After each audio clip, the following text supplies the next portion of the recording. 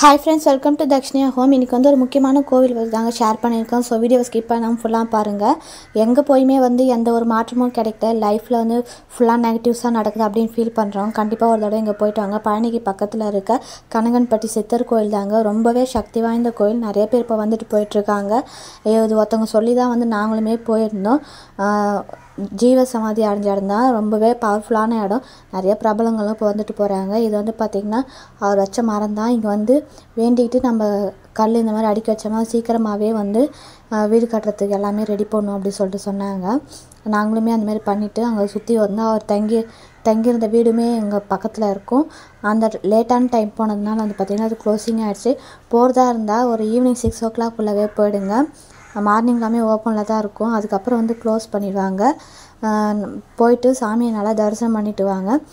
கடன் பிரச்சனை, வீடு கட்ட முடியல, உடம்பு சரியில்லை, அதெல்லாம் வந்து தீராத நோய் இருக்குது, அந்த மாதிரி எந்த ஒரு பிரச்சனையாக இருந்தாலுமே அமாவாசை பௌர்ணமி டைம்லாம் போனோம்னா ரொம்பவே இங்கே வந்து பவர்ஃபுல்லாக இருக்கும். ரொம்ப பாசிட்டிவ் வைப்ஸ் கிடைக்கும்.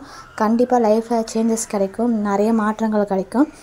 பழனிக்கு போனீங்கன்னா கண்டிப்பாக இங்கே போகாமல் வராதிங்க. அங்கேருந்து பக்கம்தான் கனகன்பட்டி சித்தர், அழுக்குமுடை சித்தர் கூட நாம் இங்கே என்ன வேண்டிக்கிட்டாலுமே கண்டிப்பாக நடக்கும். வேலை பிரச்சனை, கடன் பிரச்சனை, வீடு கட்ட முடியல, ஏதாவது உடம்புல நோய் பிரச்சனை, அந்த மாதிரி எது இருந்தாலுமே சரியாயிடும். அபிஷேகத்துக்கு ஏன்னா பொருள் வாங்கிட்டு போகிறதோட அன்னதானத்துக்கு வந்து ஹெல்ப் பண்ணுங்கள். அது வந்து 4 பேர் நம்மளை சாப்பிட்டாங்க, அந்த வாழ்த்தே வந்து பெரிய விஷயம்.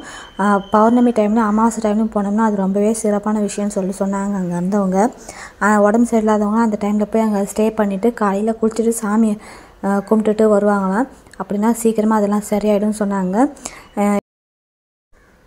எந்த கோவிலுக்கு போனாலுமே வந்து அன்னதானம் பண்ணுங்கள், அது ரொம்பவே சிறப்பான விஷயம். பக்கத்துலேயே வந்து அன்னதான இடம் இருக்குது. அங்கே போய் சாப்பிட்டுட்டு சாமி நல்லா வணங்கிட்டு விளக்கு போடுறதுக்குமே இடம் இருக்குது அங்கே தனியாக. அங்கே போய்ட்டு நம்ம சாமி நல்லா கும்பிட்டுட்டு விளக்கு போட்டுட்டு வந்துடலாம். இந்த வீடியோ வந்து கண்டிப்பாக யாருக்காச்சும் யூஸ்ஃபுல்லாக இருக்கும். மறக்காமல் ஷேர் பண்ணி விடுங்க, மறக்காமல் சப்ஸ்கிரைப் பண்ணுங்கள். 4 பேருக்கு இந்த மாதிரி வந்து ஷேர் பண்ணுறதுனால எதாவது நல்லது நினச்சினா ரொம்பவே சிறப்பான விஷயம். அதேமாரியே வந்து பார்த்திங்கன்னா பக்கத்துலேயே வந்து எல்லா அர்ச்சனைக்கு தேவையான திங்ஸ் எல்லாமே இருக்குது. நம்ம அங்கேருந்தே வாங்கிட்டு போயிடலாம். கடை எல்லாமே அங்கேயே இருக்குது. சாமியை நல்லா வணங்கிட்டு கொஞ்ச நேரம் அங்கேயே வந்து உட்காந்து சாமியை கும்பிட்டுட்டு அப்படியே கிளம்பிட்டோம் நாங்களுமே. இந்த வீடியோ உங்களுக்கு பிடிச்சிருந்தா மறக்காமல் லைக் அண்ட் சப்ஸ்கிரைப் பண்ணுங்கள். அடுத்த வாட்டி பழனிக்கு போகும்போது இதேமாரி இந்த கோவிலுக்கு ஒரு போயிட்டு தரிசனம் பண்ணிட்டு வரணும்னு நினச்சிட்டு இருக்கோம். நம்ம மனசில் என்ன வேண்டிக்கிட்டாலுமே வந்து பார்த்திங்கன்னா கண்டிப்பாக அவர் செஞ்சு கொடுப்பாரு. நம்ம வேண்டல் கண்டிப்பாக வந்து 1 மாதத்துக்குள்ளே சீக்கிரம் நடக்கும் அப்படின்னு சொன்னாங்க. நாங்களுமே முழுசாக வந்து நம்பி வேண்டிக்கிட்டு வந்திருக்கோம்.